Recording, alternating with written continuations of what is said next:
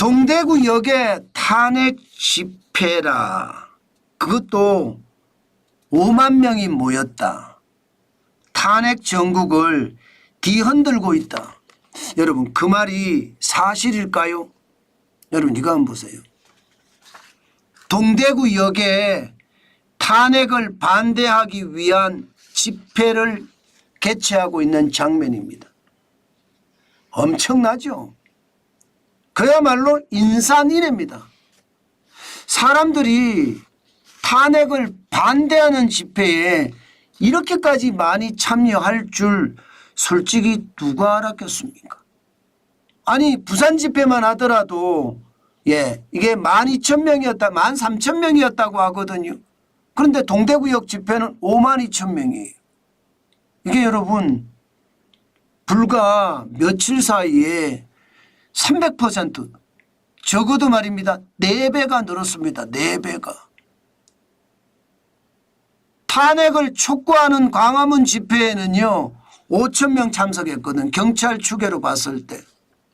여러분 탄핵을 반대하는 집회가 이렇게 여러분 사람들이 계속 몰리고 기하급수적으로 증가한다는 것은요 그만큼 말입니다. 여론이 탄핵 반대로 자꾸 쏠려간다는 거예요. 문제는 서울의 집회에도 많은 사람들이 참여를 하는데 부산의 집회에도 참여를 했잖아요. 동대구역 집회는 더 많아졌어요. 그러면 앞으로 대전 집회는 어떻게 될까요? 인천 집회는 어떻게 될까요? 광주 집회는 어떻게 될까요? 전주 집회는 어떻게 될까요? 전국에서 동시다발적으로 계속 일어날 수도 있다는 뜻입니다. 여론이 비등한다는 말 있죠. 비등한다는 말이 틀린 말이 아닙니다. 그 정도로 말입니다. 지금 윤석열 대통령에 대한 탄핵 반대에 대한 행보는 굉장히 커지고 있습니다. 그럴 수밖에 없는 것 같아요. 왜 그럴 수밖에 없느냐. 헌법재판소가 이게 공정하지 않는 것 같아.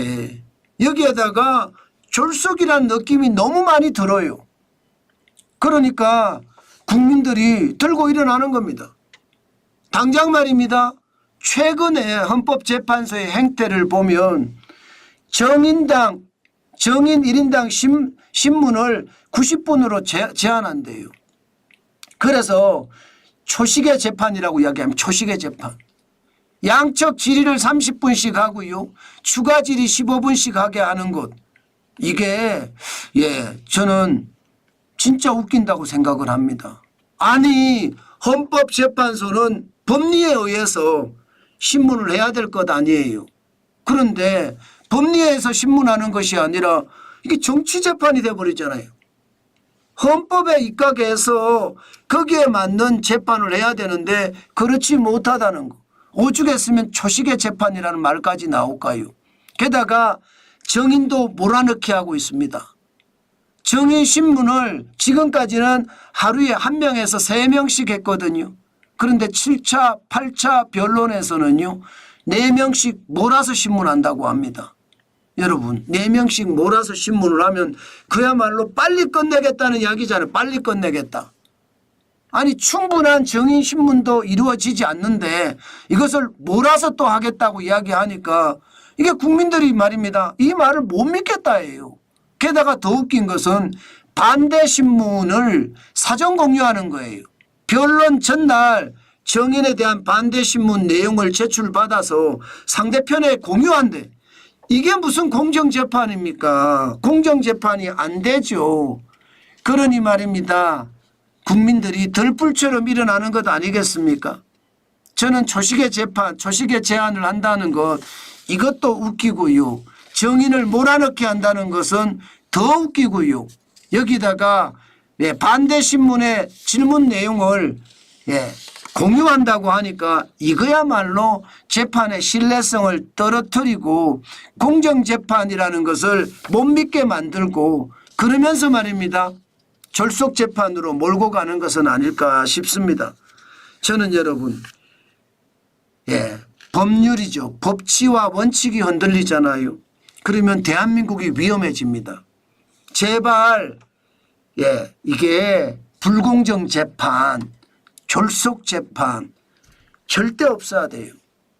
만약에 국민들이 계속 이렇게 헌법재판소가 재판하는 내용을 두고 불공정하다, 졸속이다 이렇게 느끼기 시작을 하면요, 아마 대한민국의 혼란은 이게 탄핵 심판에서 끝나지 않을 겁니다.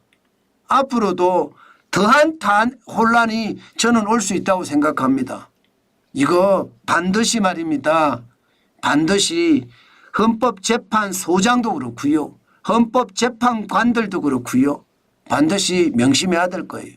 그렇지 않고 말입니다, 지금처럼 불공정하다고 느끼는 것 확 줄여주지 않는 한, 졸속재판이라고 느끼는 것 확 줄여주지 않는 한 심각한 상태를 만들 수도 있다.